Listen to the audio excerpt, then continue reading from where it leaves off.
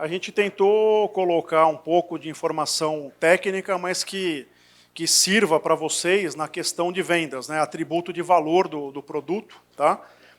Acho que é muito novo, né, para a maioria da rede, né? Falar de itens de chassi, falar de motor, né? Falar de suspensão, parte elétrica. Então, vamos tentar passar para vocês uma parte dessa informação. O material vai estar disponível, tá? A gente também fica sempre à disposição para tirar dúvida, mas a gente tentou colocar atributo de valor, né, para a gente poder comparar, principalmente com a concorrência, e a gente também ter o cuidado e balizar, porque muitas vezes a gente vai também vender BYD. A gente vai querer vender outras versões de chassi. Então aqui é mais para a gente ter uma visão do que é o nosso Active, né, o HRC integral, né, o atributo de valor daquele chassi que a gente está querendo vender, e dar informações para vocês também terem vantagens aí na hora das discussões. Tá? Bom, isso aqui o Kauni, emprestamos lá para o Kauni, né, a apresentação. Aqui é uma imagem, né, o que vocês também precisarem de informação, né, de visual, ou se vocês precisarem de algum vídeo, né, da questão de chassi, a gente também pode preparar, deixar isso nas concessionárias, algum material de apoio. Aqui a gente tenta mostrar a configuração do veículo, né? Eu não sei se vocês vão querer fazer perguntas durante a apresentação. Se tiver dúvida, por favor, me interrompa, tá?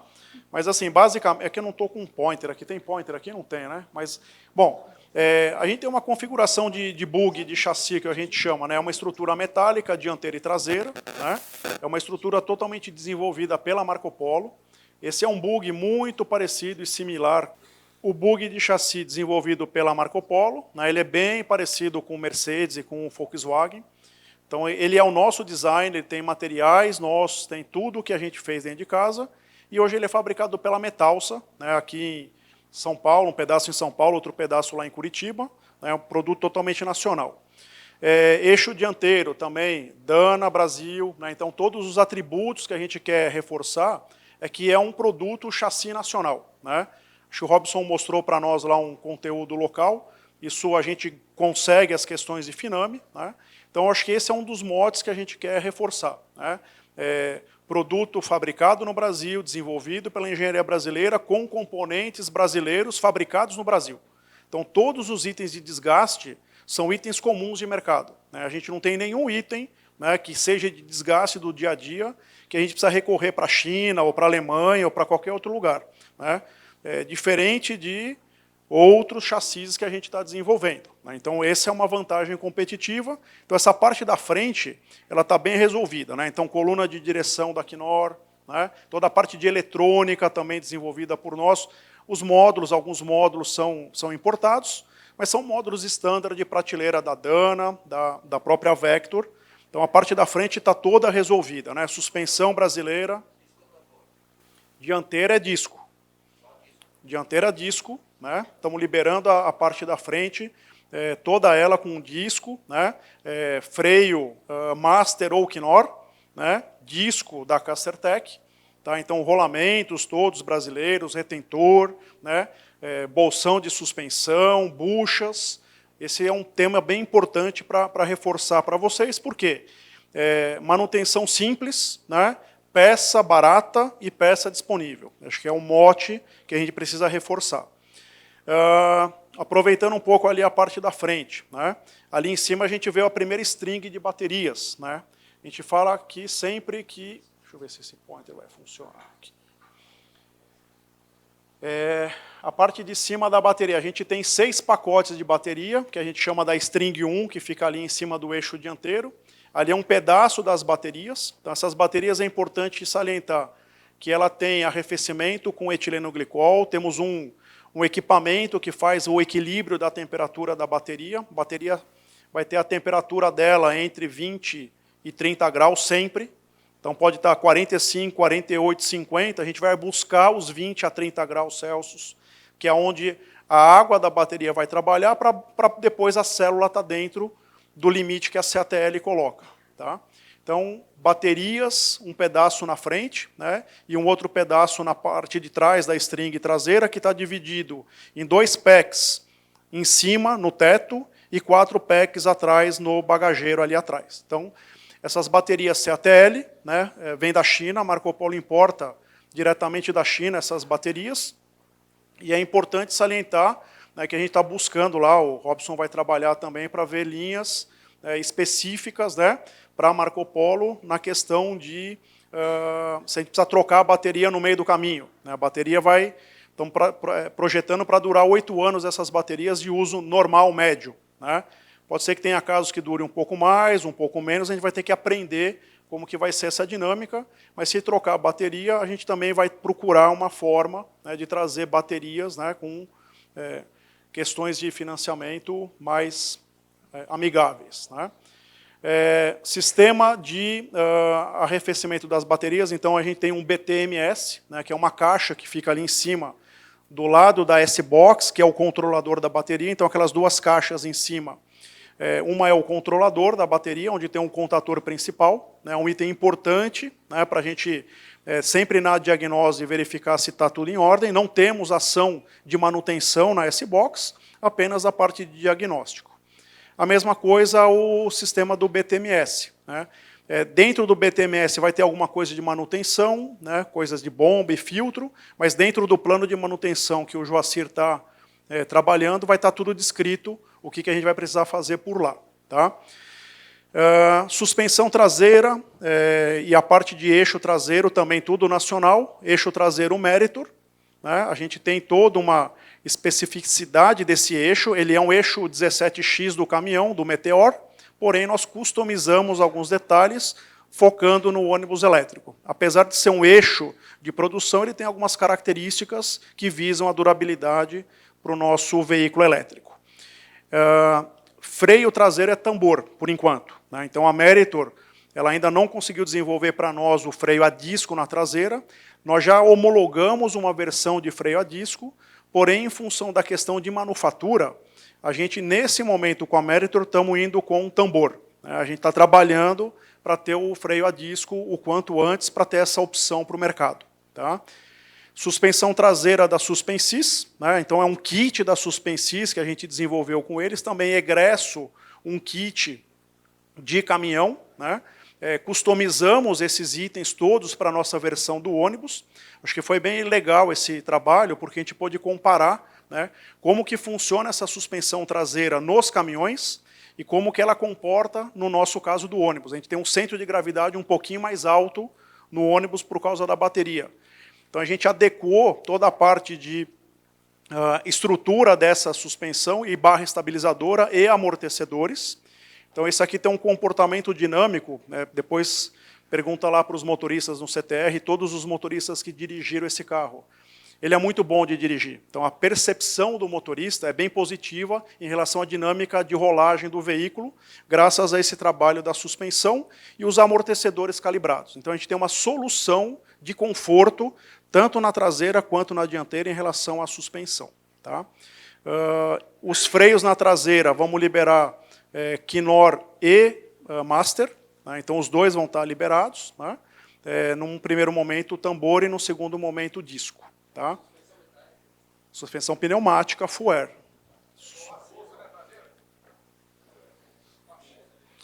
A gente tem 4 bolsões na dianteira, 4 bolsões na traseira. 4 na traseira, 2 na dianteira. É uma suspensão que a gente tem hoje homologada. Né? Então são bolsões, não lembro agora se é Goodyear ou se é Continental, Firestone, amortecedores ZF, SAC ZF, né? E o que mais? E as barras da Movent, né? Então barras de ligação da Movent, todos esses fornecedores locais. E as buchas Tenneco. Tá? Então, todos itens aí que a gente encontra no mercado e muito provavelmente parte desses itens já em concessionária Volkswagen, se nós não tivermos peças do nosso lado, porém estamos trabalhando para liberar todos esses itens de desgaste, já codificamos e já tem um catálogo de peças que depois o Daniel acho que pode contar um pouquinho para vocês. Renato, e a respeito do freio regenerativo aí? Freio regenerativo ele faz parte da estratégia de software. Tá? Então ele já está disponível, né, o freio regenerativo. Ele é uma estratégia de software que conversa com o motor elétrico e com a bateria. Então, já é um feature já disponível no nosso carro.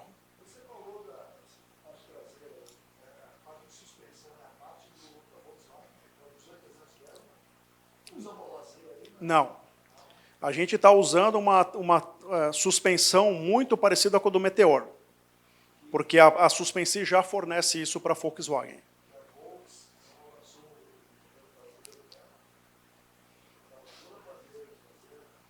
Base de amortecedor. Quebrava toda a suspensão traseira, a base do amortecedor e essa mola Z. Não sei se tem mola Z. Suspensão. Não tem, né? Essa aqui é uma outra suspensão. Então, isso aqui, depois o Gazi pode comentar um pouquinho. Estressamos isso no campo de provas. Então, a gente vai conseguir ter alguns componentes, a gente projetou para a vida infinita. Então, todos os itens estruturais do chassi, eles são considerados vida infinita. Então, a gente não vai ter problema, desde que a gente tenha todos os sistemas montados corretamente e a gente tenha feito a manutenção preventiva corretamente. Esse carro aqui a gente vai dar a garantia dele para 16 anos. Na verdade, é a vida do veículo, né, a gente vai ter que garantir via manual de manutenção. Tá? Então, estamos bem tranquilos em relação aos itens de chassi. Né? A gente estressou isso aqui no campo de provas, a gente tem até comparativo com outros fabricantes de chassi com carroceria Marco Polo. Então, do ponto de vista de confiabilidade e durabilidade, esse aqui é um chassi projetado para as condições brasileiras, as piores possíveis. Renato, só um ponto aí para esclarecer. A vida útil é 16, mas a garantia nós não daremos, obviamente, a garantia de 16 anos. É a vida útil projetada do carro, pelo menos para os 16 anos. Né? Correto. Né? A vida do chassi é 16 anos. Né? A garantia é caso a caso, de acordo com o manual. O freio regenerativo ele vai funcionar em paralelo com o sistema de frenagem mecânico tradicional? Ou como é que você vai saber quando vai entrar um e quando vai entrar o outro? A gente fez uma seguinte estratégia. A gente não vai dar opção nesse momento para o motorista desligar o freio regenerativo. Então, o freio regenerativo, a partir do momento que o motorista tirou o pé do acelerador, ele já entra em ação. Tá? Alguns protótipos, a gente colocou até uma tecla no painel. O carro da SP Trans tinha uma teclinha no painel para o cara desligar ou ligar o freio regenerativo. A nossa opção, né, que a gente tomou de decisão, é não dar opção para o motorista. Então, a gente sempre vai deixar ele ativado. Desculpa, só mais uma. Ele vai, então, trabalhar ainda assim com 2 pedais? Isso. A gente tem o pedal de acelerador. Né, o pedal de acelerador ele vai ter uma estratégia que a gente pode até fazer algumas customizações, dependendo da rota, mas ele tem o pedal de acelerador, né, e o pedal de freio de serviço. Então, o pedal de acelerador, ele tirou o pé do acelerador, ele parou de acelerar, o freio motor ele já entra em ação. Ele tem uma curva, né, de entrada do freio regenerativo, freio motor. Sim. E aí ele usa o freio de serviço para as paradas necessárias. E o freio de estacionamento, o manequinho, né, como o sistema pneumático normal de qualquer veículo comercial.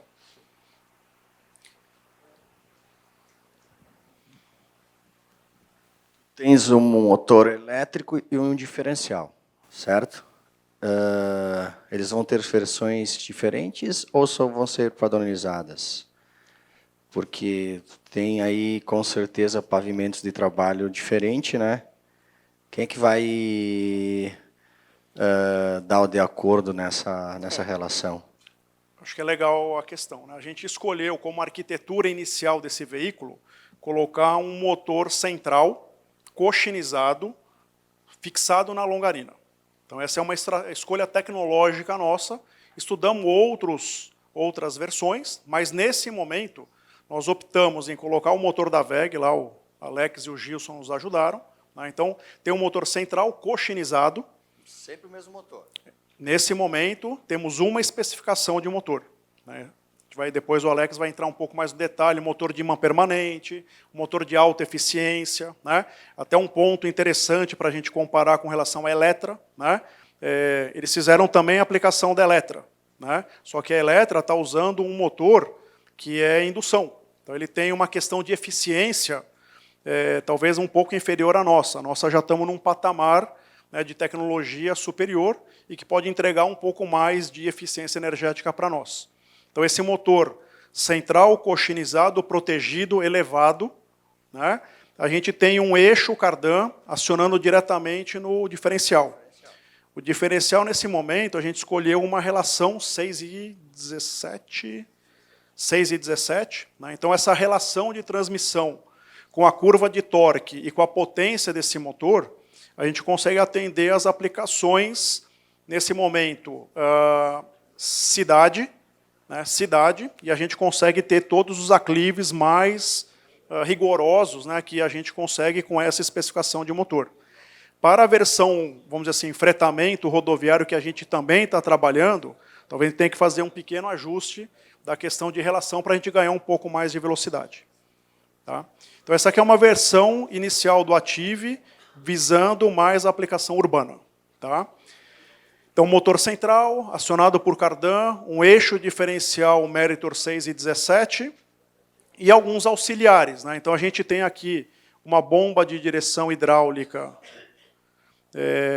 aqui na direita. Então, aqui essa é uma bomba de direção da Danfoss, antiga Eaton, é uma bomba, vamos dizer assim, hidráulica, que a gente já encontra ela no nosso mercado para algumas aplicações agrícolas, né, mas que atende muito bem a nossa aplicação urbana, e um motor elétrico WEG controlado por um inversor da Bucher Lenz. Então, esse é o controle e o acionamento da bomba de direção hidráulica, também numa posição elevada, né, numa posição protegida, e se a gente precisar ter uma porta ali na traseira, a gente consegue colocar a terceira porta, já protegendo uma posição única de bomba de direção, uma posição única de todo esse acoplamento traseiro. A gente tem uma única solução para qualquer versão que a gente vá desenvolver. Tá? Do outro lado, a gente vai encontrar um compressor de ar, né, o que é o do sistema de freio, e o sistema pneumático. Isso aqui não funciona. Esse compressor de ar do lado esquerdo é um compressor da Wabico nesse momento, né, um compressor de pistão. Esse compressor, nesse momento, ele tem uma estratégia de liga e desliga, em função da pressão do sistema. A gente tem uma economia de energia nessa questão do liga e desliga, e a gente dimensionou o sistema de tanques de ar para que a gente possa ligar o mínimo possível esse compressor. Tá? Ele tem também um plano de manutenção, porque ele tem lá um pistãozinho, ele tem lá um anel, ele tem uma camisa, né? Então ele entra dentro de um plano de manutenção, que dentre os itens ele é o único que vai requerer alguma atenção um pouco mais específica. Tá? Ele tem lá um sistema de arrefecimento, então temos um sistema de radiador que vai arrefecer toda a parte de motor e inversores. Esse sistema ele é independente do sistema de baterias, né? A gente tem 2 sistemas de cooling, então a gente está separando em função do nível de temperatura. Né? Estamos falando a bateria na casa dos seus 30 graus, 35 graus, né?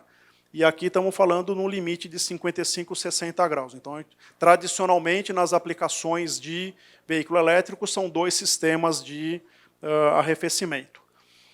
Renato, temos um tanquinho... Oi, Renato. Tem uma outra pergunta, só aproveitando que o microfone está aqui. Quem está perguntando? Ele tem algum sistema de segurança para, vamos supor assim, essa foi uma pergunta que um cliente me fez e eu não soube responder. Eu estou com um nível baixo de bateria. Estou chegando no final ali da minha bateria e eu não estou com ele próximo para carga. Ele tem alguma coisa tipo de um nível de segurança que desliga ar-condicionado, alguma coisa desse tipo, para ganhar uma, vamos supor assim, uma quilometragem mínima vamos supor, de transporte. Puta, quem que perguntou? Desculpa, eu não estou vendo. Eu. Outra situação, ele teve uma pane seca, né, uma pane elétrica, parou. Como é que eu faço para fazer o transporte dele até a garagem? Tem alguma... Tipo, veículo diesel, tu tem uns segredinhos aí que tu tem que fazer para tu poder rebocar ele até a garagem. Nesse carro elétrico. Então, se esse carro tiver uma pane total do sistema e ele precisar ser rebocado, temos um manual de rebocamento. Então, esse manual de rebocamento ele vai descrever as condições como esse carro precisa ser rebocado. A gente vai olhar esse manual em algumas condições de pequenos percursos e baixa velocidade, a gente ainda vai conseguir rebocar ele naturalmente. Se esse rebocamento requerer uma velocidade muito maior e um tempo muito maior de reboque, aí vai ter um procedimento da gente desconectar o cardan, né, para não precisar girar o motor elétrico, e faz o trabalho normal de transporte do veículo. Então, isso vai estar descrito no manual de rebocamento, que é uma das documentações que a gente está liberando, né, que vai estar disponível aí para todos vocês. E a outra pergunta foi sobre a segurança, que eu falei sobre o nível baixo de bateria. Você fala o estado de carga baixo da Isso, bateria? vamos supor, ele entrou ali em 10%. Então, isso tem uma estratégia, né, onde no painel de instrumentos ele vai avisar o motorista, né, qual que é o nível de carga dessa bateria, e ele vai tendo níveis de alerta. Então, eu faço alusão aqui ao nosso nível do tanque de combustível do nosso carro. Então, a reserva, a gente vai avisar o motorista quando ele vai começar a chegar nessa reserva. Então, ele tem um limite, né, de esgotar essa reserva até dar uma pane seca, né, quando a gente fala aí do carro nosso aí. Então, isso é uma estratégia que também vai estar muito bem descrita, né, para o condutor, né, observando isso direto no cluster. Acho que, de uma forma geral, pessoal, quis explorar essa figura aqui, porque agora vai ter uma série de documentações que a gente vai querer mostrar para vocês se funcionar.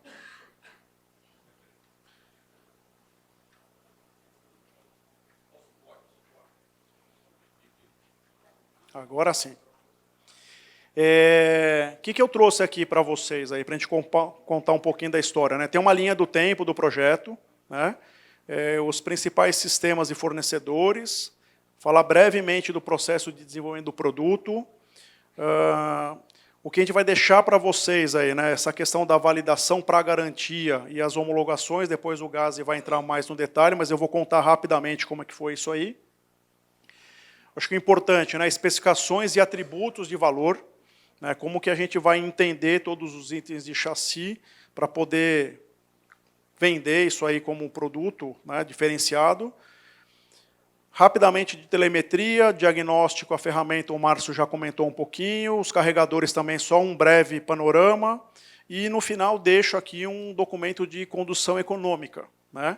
Então a gente percebeu no teste da SP Trans que é fundamental o motorista estar bem treinado para ele tirar o melhor proveito daquele equipamento. A gente percebeu que o primeiro dia o consumo foi muito ruim, pela forma de direção do motorista, né? A gente percebeu isso como ele estava dirigindo, né? No segundo dia, ele corrigiu a forma de conduzir, e a cada dia que ele dirigia o carro ia melhorando, né? Porque ele ia acostumando como que é aquele produto. Então, a expectativa nossa é, o cara bem treinado, ele vai dar uma performance de consumo melhor do que o cara mal treinado.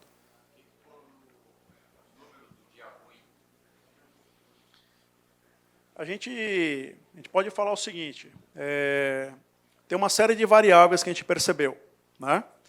A gente percebeu que a questão do ar-condicionado é uma influência importante, né? Mais ou menos aí a versão da Valeo que nós testamos, acho que era o CC355E, se eu não me engano. Não sei se já era o 356. Né? Ele teve uma influência na casa de 25% do consumo global de energia do carro. Né? Estamos trabalhando com a Valeo já abriu um pouco mais de dados para nós. Né? Então, agora o Daniel vai trabalhar com a interação, né, de fazer com que o ar-condicionado possa ser desligado naqueles momentos que a gente está precisando que ele seja desligado.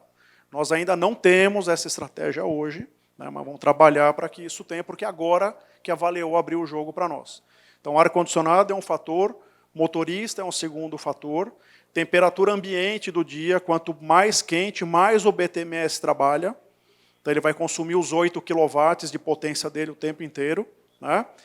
O peso, então a gente percebeu a sensibilidade do peso. O carro com 100% de carga de passageiro, 75, 50, é mais um fator que a gente percebeu dessa influência. Né?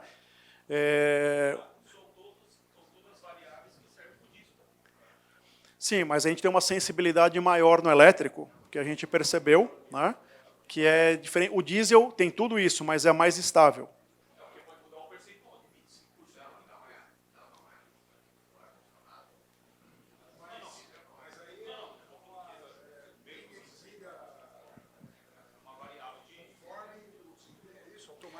Você fala do ar-condicionado? Isso, do ar-condicionado. A gente vai Liga e fazer desliga automático? a gente vai fazer uma estratégia no futuro. Hoje ele está 100% do tempo ligado.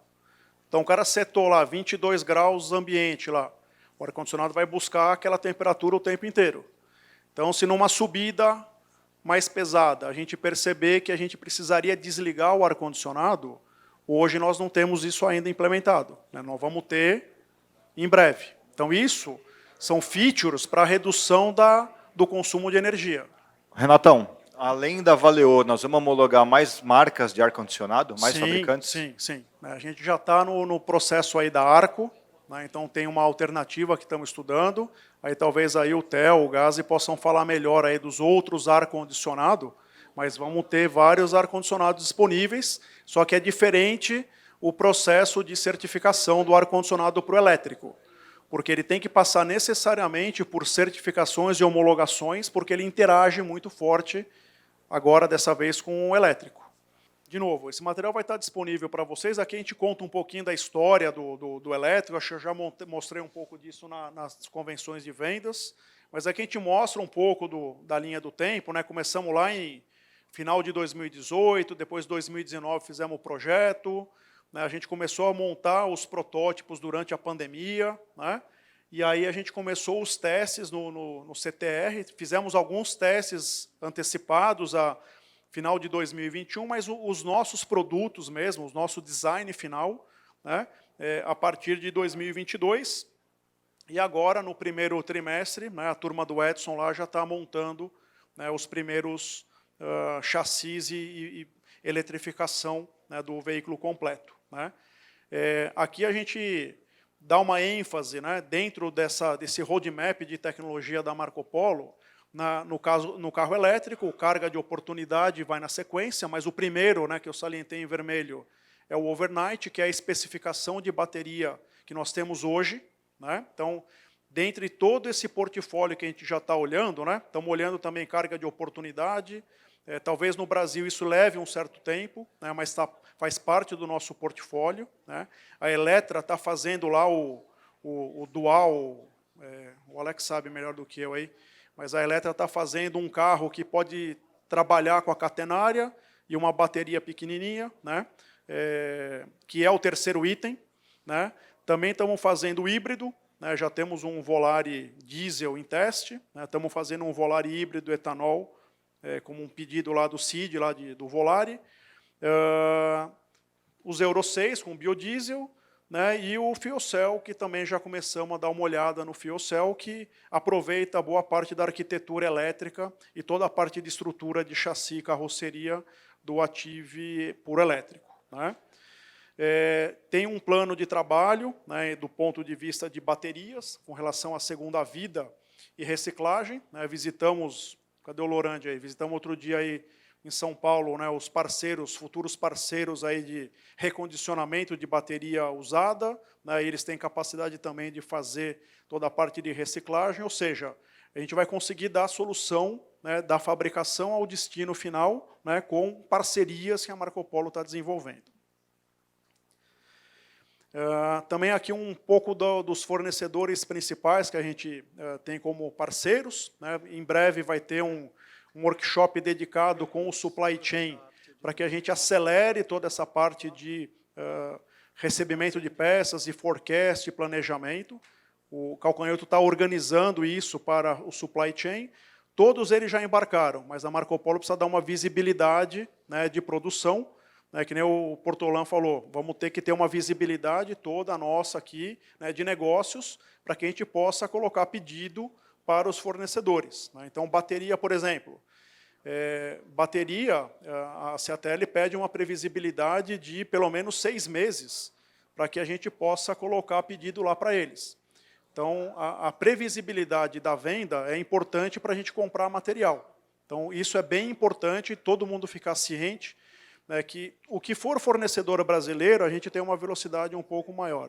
Bateria, principalmente, nesse momento, né, é uma bateria importada e que a gente tem hoje um lead time bastante grande para trazer peças para o Brasil, além de todo um procedimento de acondicionamento da bateria quando ela ficar um tempo em estoque sem a utilização.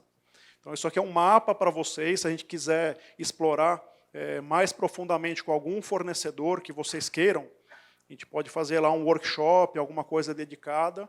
Eu acho que é importante a gente ver quais são as necessidades de cada sistema. A gente fez aqui um treinamento com a Meritor, foi na semana passada. Então, o pessoal de Caxias veio aqui para Osasco, ficaram 2 dias em treinamento com a Meritor, para entender um pouco mais da parte da especificação do eixo e também da questão de serviço, peças de reposição.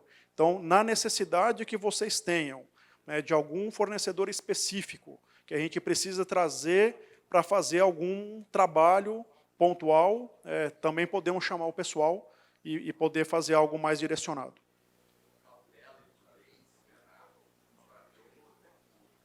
Né, rodando, né, no cliente, né, a gente enxerga, né, o veículo, até pelo valor de investimento, tudo, né, a necessidade do carro não apresentar problemas, né. Essa é o nosso topo, né, da escala, né. Então, as considerações que a gente vem fazendo aqui, basicamente, é por cautela e precaução, né. A gente quer ser mais cauteloso, assim, para evitar problemas que a gente, volta e meia, tem. A gente está falando toda essa parte da tecnologia que é nova para nós, né, que é a parte de chassi, né, e uma pergunta, assim, olhando, né, existem alguns vícios que a nossa carroceria tem, né, por exemplo, assim, coisas que a gente enfrenta no dia a dia, né, que é a resistência estrutural em alguns momentos, né? E a gente está colocando mais peso no teto do carro, né? A gente tem problemas de entrada d'água, né, no nosso carro, problemas com portas, né? Então, é uma série de coisas assim que, nesse tipo de produto aqui, né, o que a gente está fazendo para evitar que os nossos vícios, que o nosso cliente já conhece, e inclusive é uma argumentação que eles já nos colocam, né? Ó, a carroceria de vocês, assim, assim, assim, assim, assim. Não, isso aí está superado. A gente tem que ter essa segurança, né? E uma das coisas assim que a gente enxerga, o carro é totalmente elétrico. E um dos problemas que a gente enfrenta bastante são problemas elétricos no carro, né? N causas, parafuso que perfurou, né, chicote que foi chicote amostra, solto, né, esmagado, né, N coisas aqui que a rede enfrenta e tenta resolver. Uma coisa é fazer isso num carro que é 1/4 do valor. E, além disso, por ser 4 vezes mais caro, uma parte desse dinheiro é do poder concedente. A gente vai ser cobrado de outra forma, provavelmente. Então, assim, a gente tem que ter uma prudência muito grande, e principalmente na hora que, assim, liberou o carro para o cliente, ele tem que estar totalmente assegurado. Você tem razão, né? A gente tem vivenciado algumas questões nesse processo novo para nós, né? Então, talvez, se eu puder falar, Júlio, a gente tem um avanço bastante significativo nessa fase do piloto, né? Então, para nós, como fábrica, foi um aprendizado muito importante, porque o que você está falando, a gente vivenciou nos primeiros 3, 4 veículos, né? Então, lá o Edson fez o primeiro chassi, subiu para a fábrica, né, encarroçou, voltou para a fábrica de, vamos dizer assim, de eletrificação, né? Eletrificação é uma parte onde a gente põe as baterias, e depois o comissionamento a gente liga e faz a ligação efetiva. Perguntamos, o carro fez o teste d'água? Puxa, não tenho certeza. Então vamos voltar e fazer o teste d'água. Entrou água, né? Então, assim, a gente mesmo está se policiando para que a gente tenha cheques duplos, né? Para que quando o carro chegar na hora da eletrificação, a gente não vai conseguir dar mais o jeitinho, porque a gente vai ter uma bateria que pesa 1.200 quilos em cima da capota do carro, lá na carroceria, né? Então, assim, tem que estar isento de falha, né, quando o carro descer para fazer a parte de eletrificação. Então, a gente já tem um checklist, um aprendizado de uma série de situações que nós vimos que talvez o nosso processo natural de fazer carroceria do Torino tenha que ter uma especificidade diferente para o Active elétrico. E isso vale para o nosso Active integral, vai valer para o Volvo, vai valer para o Mercedes, para todos os elétricos que a gente faz. Eu não sei como é que está os BYD que a gente encarroça hoje, né? Se a gente também tem essas mesmas questões com os BYD, mas isso já está, a gente está atento em relação a isso. Renato, eu só falando aqui, Cristiano, vocês caem na frente aí, Júlio, depois eu falo. Alguém tinha levantado a mão. Bom, Gazi aqui falando aqui, Cristiano, estou à esquerda. Tá? A gente já, até o momento, falando só de Active, tá? Veículo integral, a gente já resolveu 1.400 problemas. Tá? Desde que a gente começou a testar. Assim, ó, problema simples, problema complicado, quebrou o rack de bateria, no começo a gente teve que reforçar toda a parte estrutural de baterias, passagem de chicote, por exemplo, também, a gente viu lá no teste, que ele começa a trabalhar, começa a tritar, então teve que melhorar esses pontos também. Então aqui depois eu vou mostrar também esse tipo de conteúdo um pouco, né? Mas é só para mostrar o quanto maduro a gente já está hoje na parte de validação. Preocupado, tem muito trabalho ali, a gente está fazendo todo esse cuidado para que o carro saia o melhor possível dentro da fábrica, e é aquilo que o Renato comentou, a gente está aprendendo muito também. Porque não é somente a questão do chassi, da carroceria, tem a eletrificação e tem que ter esse cuidado como um todo. E só complementando o que o Gazi comentou, né, a gente tem um pleno conhecimento do produto. A gente, que eu brinco com o Gazi, a gente vai dormir tranquilo por conta do projeto do nosso chassi e da nossa eletrificação. A gente vai dormir tranquilo, porque ele estressou o carro no campo de provas. Né? O próximo avanço é uma ênfase no processo de fabricação, na montagem.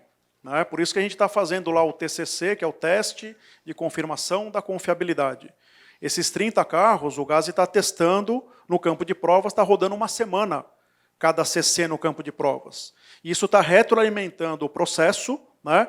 Tem algumas ações do Edson, como, vamos dizer assim, chassi, como eletrificação, né? E também estamos voltando temas de carroceria, né? Da fábrica tradicional de carroceria. Porque uma coisa é a gente consertar um carro diesel, outra coisa é fazer um retrabalho de um carro elétrico que a gente tem um pouco mais de preocupação e cuidado. Né? Com relação à parte elétrica que você comentou, fornecedor de chicote elétrico, por enquanto a gente está comprando o chicote, não estamos fabricando na fábrica da Marco Polo. O chicote do chassi e alguns chicotes que fazem interface com alguns itens de carroceria, porque a gente consegue garantir uma qualidade assegurada do pessoal.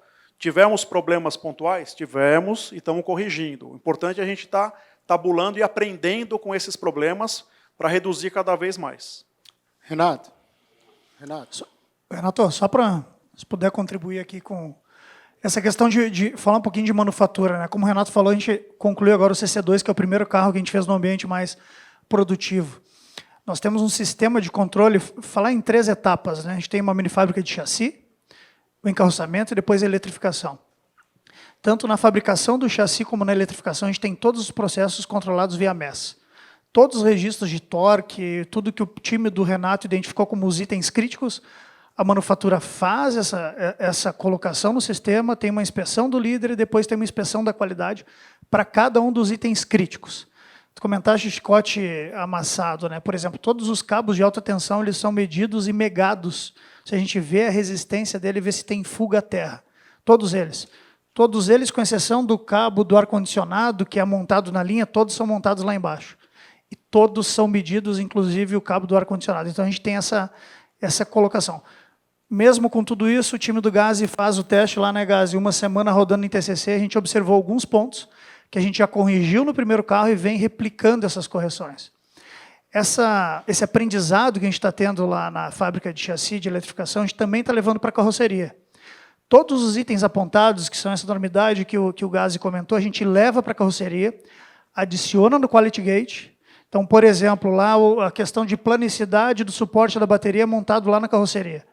A gente tem esse relatório carro a carro e a gente traz isso para dentro do SAP e monitorando carro a carro. Então, a gente tem um histórico, uma rastreabilidade quando a gente fala de carroceria dos nossos ônibus, hoje a gente não tem isso aplicado.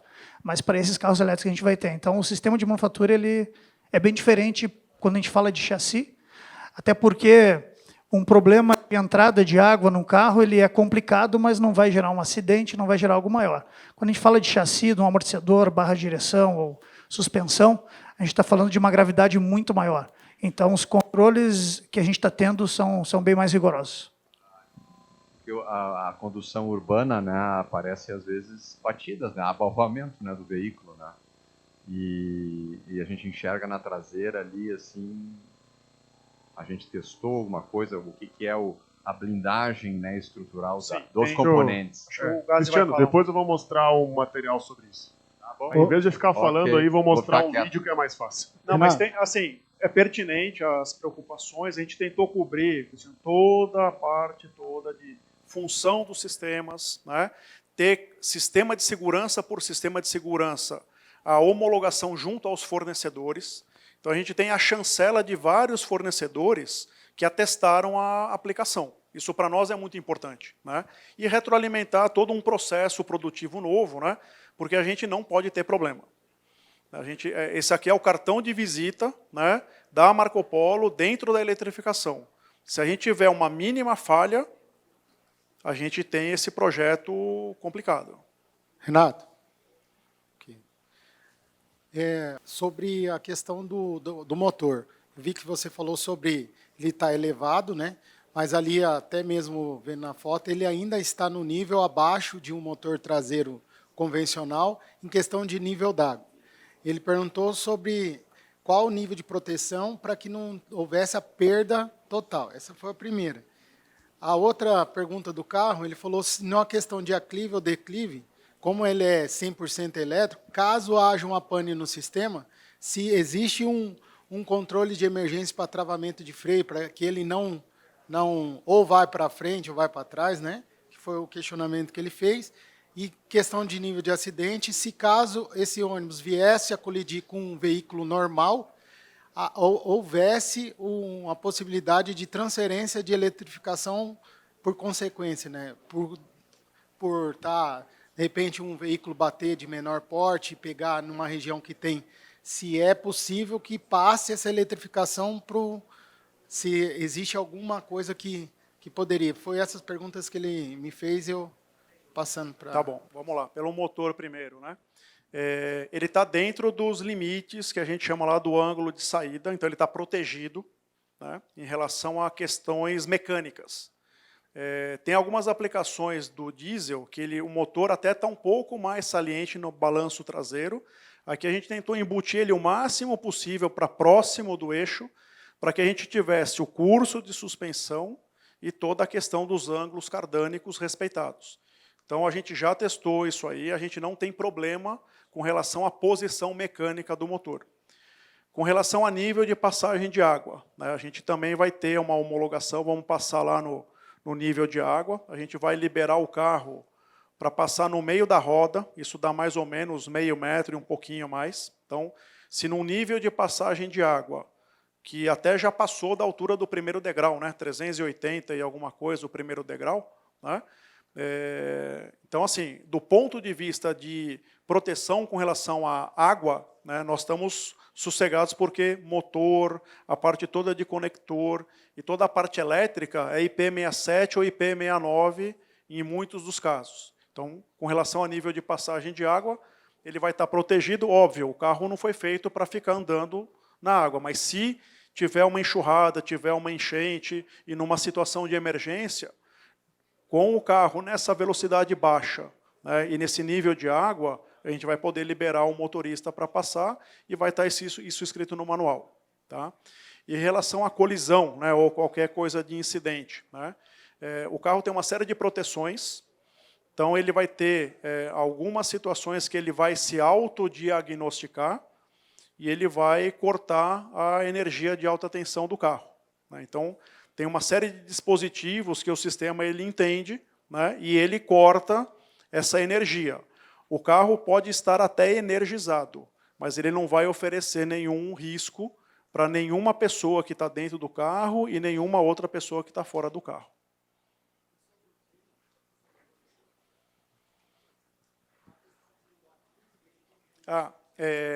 A gente tem hoje, né, vários dispositivos, né, que depois a gente vai mostrar aqui, que é aquele assistente de partida em rampa. Então, o sistema ele vai poder travar o veículo numa subida ou numa descida com um sistema automático de travamento de roda. Se, porventura, a gente tem alguma pane do carro, ele vai ter ainda o freio de serviço, né, porque a gente vai ter os sistemas mecânicos e pneumáticos ainda atuando, como se fosse um carro normal. Então, você vai ter os teus cilindros, né, os teus tanques ainda abastecidos de ar, e aí, numa necessidade, ele aciona o freio de estacionamento e o carro vai estar travado. Que aí é uma questão mecânica do sistema de freio lá da Knorr. Bom, isso aqui o Robson falou um pouquinho, né, a gente tem hoje, pelo BNDES, e o pessoal olhou lá, a lista de peças, a gente tem 57,68% dos itens do chassi, incluindo bateria, incluindo todos os itens importados do carro, a gente é 57,68% de chassi e 96,36% de carroceria. Então, isso dá um selo de 100% finamizável das linhas de crédito lá que o Robson comentou. 3 carros que rodaram, né? E isso aqui a gente usa como também um cartão de visitas, né, do resultado de cada uma dessas regiões aí que rodou. Né? Não tivemos grandes intercorrências, na verdade tivemos um outro caso aí que mais relacionado ao ar-condicionado. Na volta lá de Araguari teve uma soltura lá da tampa da bateria, mas por intervenção lá da Valeo. Mas, assim, de forma geral, o carro performou bem nessas localidades que ele ficou lá, 30, 40 dias de teste, e também lá na Suzantur um pouco mais de tempo, que foi muito bem. Não sei se você prepara, junto com o Turi, com o marketing, alguns argumentos de venda, e se tiver comparativo com os nossos concorrentes, com os principais, aí, pelo menos aquilo que a gente já tem hoje aí rodando, BID, Eletra e assim vai. Tá bom. Luizinho, não tem nada... assim, não teve nada que foi diferente daquele normal que a gente já conhece desses carros, né? Então, esse carro ele performou bem nas rotas, né? O feedback dos motoristas também, que assim, a referência deles não é muito legal também, porque ele estava com motor dianteiro, diesel, transmissão manual. Então, quando o motorista pega, e suspensão metálica, quando o motorista pega um low entry, suspensão pneumática, transmissão automática, né? E um carro silencioso, a percepção do motorista é a melhor possível. Então, sobre esse aspecto, depende do referencial. Obrigado. Depende do referencial do cara. Mas, de uma forma geral, o carro performou bem, né? A parte de consumo energético foi dentro da média para esse carro que foi testado. Tivemos, acho que, uma intercorrência do ar-condicionado, né? Mas, assim, do ponto de vista de performance, foi muito positivo o retorno deles lá para nós, porque talvez a referência fosse uma outra referência.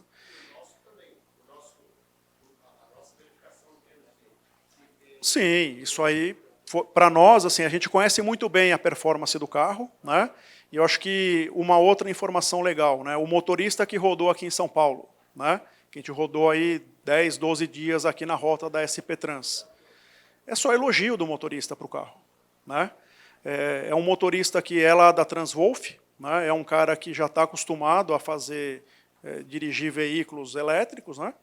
E é a primeira vez que o cara dirigiu o nosso carro, né? Ele apanhou no começo do ponto de vista de eficiência energética, mas do ponto de vista de dinâmica, de conforto, de ruído, de performance, é só elogio do carro, né? Então, eu acho que estamos no caminho certo.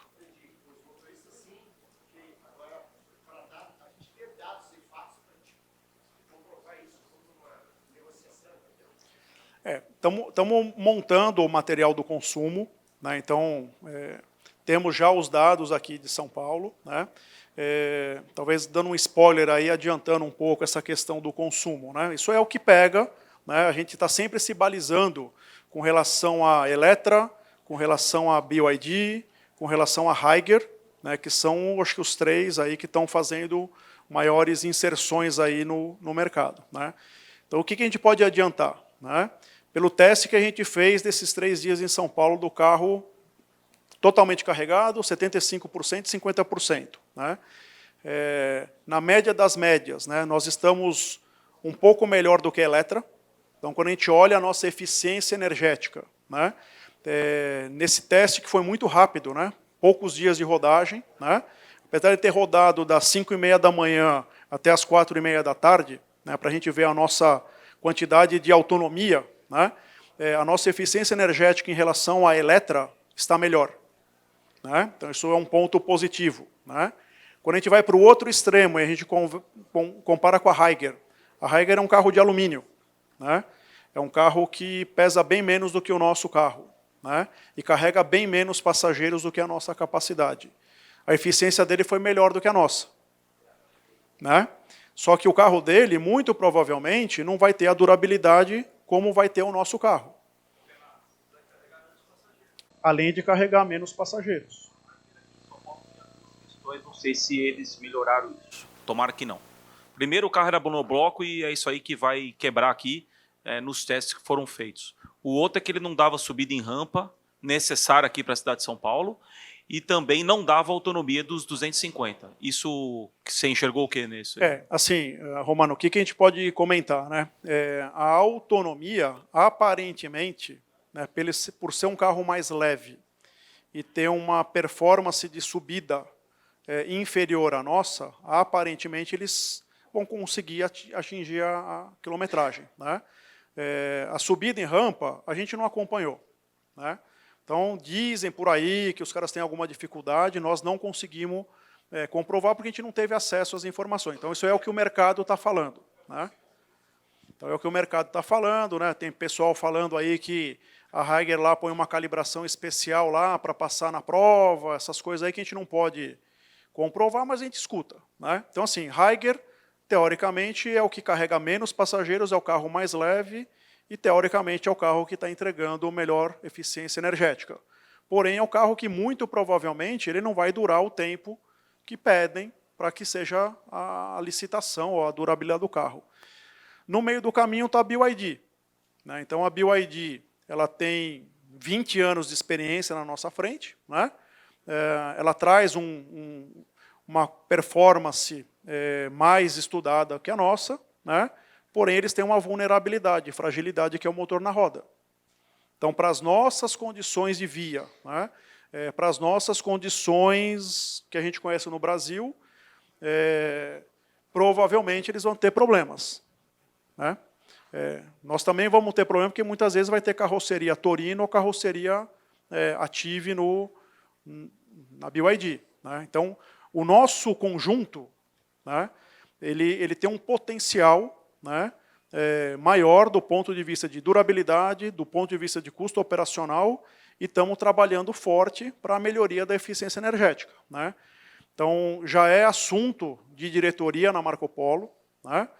Vamos ter reunião agora às 16h, vamos comentar mais algumas ações que a gente está fazendo, mas assim, a gente parte de uma primeira calibração que já tem um potencial enorme. Né? Então, perguntaram de freio motor. Né? A gente tem capacidade de melhorar um pouco mais a nossa potência de frenagem. Né? Nós não fizemos algo que desse toda a potência de frenagem agora por desconhecimento nosso. Né? Mas a gente já parte de uma base que já está melhor do que a Eletra e que tem 20 anos de experiência do que nós na frente. Então, a gente está com uma expectativa muito positiva de que o conjunto desse veículo ele vai atender às necessidades do nosso mercado e às demandas de cada licitação. Tem uma eficiência de 250 km mais ou menos, né? Com essa quantidade de baterias. É o nosso target, dependendo daquelas variáveis que a gente comentou de manhã. Se aumentasse a quantidade de baterias, ele ia dar mais autonomia? É o que a Eletra fez. Então, por exemplo, a Eletra, o que ela fez? Ela trocou um chassi de 4x2 para 6x2. Ela colocou um terceiro eixo. Sim. Ela colocou um carro de 15 metros para colocar mais bateria, para carregar menos gente do que a gente faz. Ela tem um pouco mais de autonomia? Provavelmente tem. Né? Mas ela resolveu as questões dela de uma outra forma. Mas o que limita aí? Então é o peso? A gente vai carregar mais peso e menos passageiro. Menos passageiro.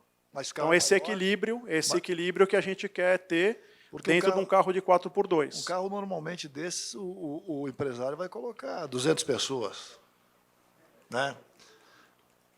Ele, assim, a gente está testando o carro no limite nosso conhecido da homologação da SP Trans, por exemplo. Né? Estamos falando aí de 80, nossa planta dá 80 e poucos passageiros. Ninguém trabalha na...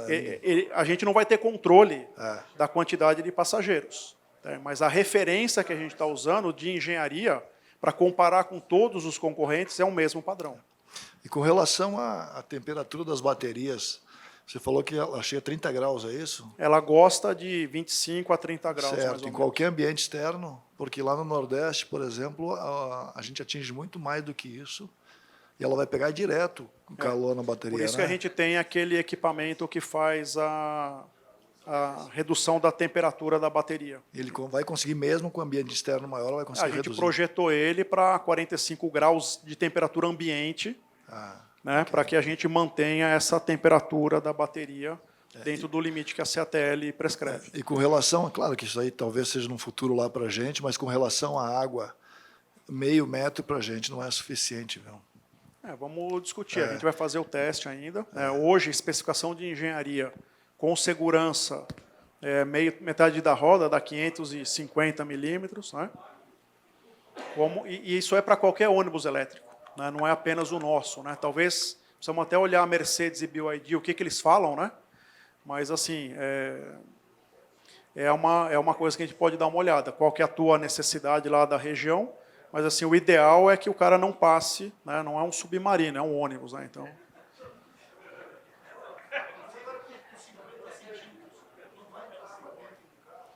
Porque qual é a altura do primeiro degrau, Marcos? 380, 390, né? Então, mas está protegido as conexões elétricas, né? O IP67 e o IP69 é suficiente para passar num nível de água abaixo.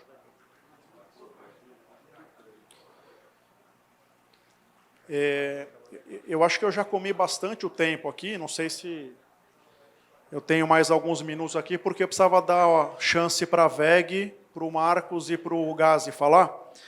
Eu vou fazer o seguinte aqui, pessoal. Eu não vou entrar aqui na parte de engenharia, tá? Mas assim, é só para falar para vocês que todos os itens de chassi, eles foram calculados, eles foram projetados, né? Turma lá do cálculo estrutural fez toda a verificação funcional para nós da parte estrutural e nós validamos isso no campo de provas. Então, assim, 100% dos itens de chassi passaram por um ambiente de simulação virtual e retroalimentamos na pista, né? Vimos algumas vulnerabilidades em alguns itens, né? Retroalimentamos o projeto e hoje a gente tem um chassi certificado e homologado para as condições brasileiras, né? Das piores possíveis aí de aceleração de pista, e de buraco, e de valeta e tudo mais. Então, tem bastante material aqui que a gente pode compartilhar com vocês. Acho que um ponto importante é a parte do software. Então, é um software que nós desenvolvemos. Então, a gente tem a flexibilidade de fazer pequenas customizações, né? Então, de uma determinada aplicação que a gente precisa fazer algum ajuste, isso é possível, né? Não digo que é simples e fácil e rápido, mas é possível, né, a gente fazer ajustes de acordo com cada rota, com cada situação, que a gente pode fazer uma calibração específica, né? Tem que ser negociado com a área comercial, tem que ver a necessidade do cliente de vocês, né? Isso vai demandar uma atividade da engenharia de software, muitas vezes vai demandar uma verificação da parte de testes da Marco Polo, para aí sim a gente implementar numa frota de maior quantidade. Então, normalmente, a gente faz um teste num carro, faz um monitoramento com o cliente, dando o resultado, a gente pode implementar uma versão nova de software para melhoria da operação do cliente. O Theo vai falar um pouco disso na sequência, os atributos de carroceria. Então, aqui eu não vou me ater muito aos dados aí, talvez ele traga até outras coisas bem mais interessantes do que essas que eu estou colocando. Então, ele entra um pouco mais no detalhe aí com vocês. Vamos ver o CC2 amanhã aqui no escritório da Marco Polo em São Paulo, né? Se for o caso, até dá para dar uma volta, precisamos ver como é que vai ser a parte toda de tempo, tá? Mas o carro vai estar disponível para, se precisar querer dar dar uma volta.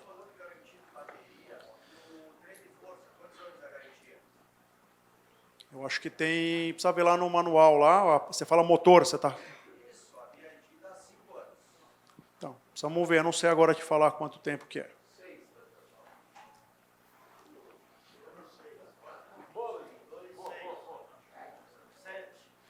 A gente vê isso aí na sequência, eu não sei agora. Bom, toda a parte de tese, certificação, exaustivamente testado, né, e retroalimentado nos projetos de engenharia. Aqui tem uma lista, né, dos principais atributos que a gente está resumindo, né? Então, a gente fala aqui que é um projeto 100% Marco Polo, de um veículo integral. Então, não estamos falando só de uma carroceria, ou de um chassi comprado, ou de uma eletrificação montada, né? É o veículo completo, projeto 100% Marco Polo, né? É modular, é flexível, então a gente vai poder aumentar o tamanho do carro, podemos diminuir. Então, de acordo com as necessidades, né, os inputs que vão ser dados aí para o pessoal da fábrica, a gente tem essa flexibilidade, balanço dianteiro curto, diferenças entre eixos. A única questão que a gente está mantendo é o balanço traseiro, em função da solução de toda a parte de eletrificação. Então, o chassi é flexível para isso, junto com a carroceria, né? Durabilidade e confiabilidade, aquilo que a gente falou agora, né, para aplicações severas, né? A gente tem uma redução de peso em relação às carrocerias tradicionais, oportunidade de fazer manutenção e pós-vendas num único site, né, chassi e carroceria, né?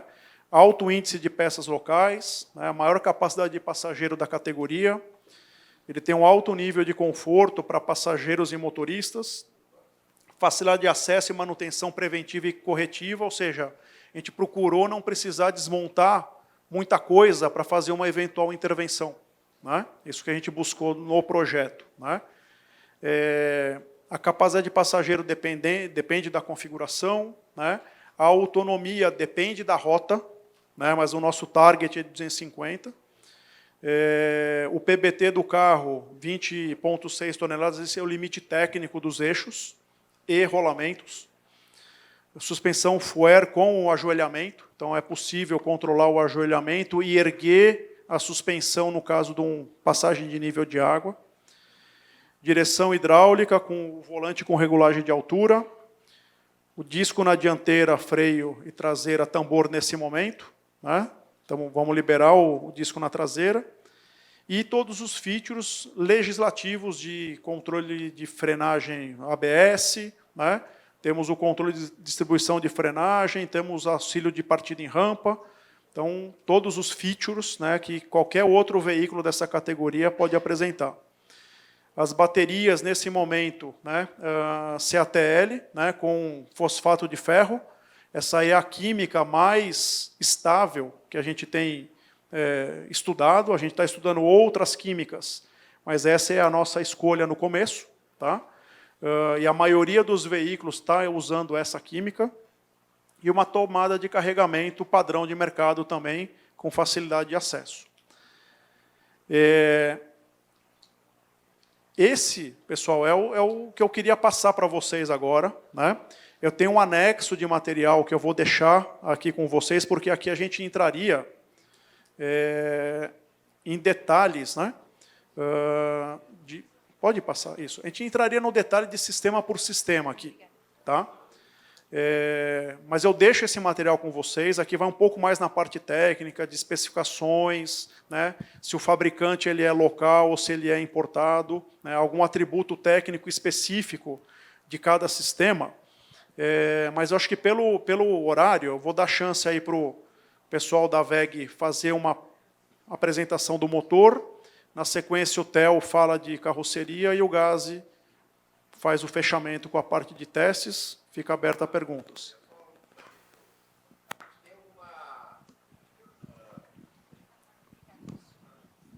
Nós teríamos algum ensaio de consumo de pneu desse carro? Ainda não. Ainda não. Nos testes que a gente vai começar agora, na verdade, rodagem da nossa rota característica, aí sim a gente vai começar a fazer o trabalho de desgaste de freio e desgaste de pneu. Então, nós não temos ainda a curva de desgaste. Ok, pessoal, eu vou ficar por aqui. Vou só chamar o Alex da WEG para fazer uma apresentação do motor. Boa tarde. Obrigado pela atenção, pessoal.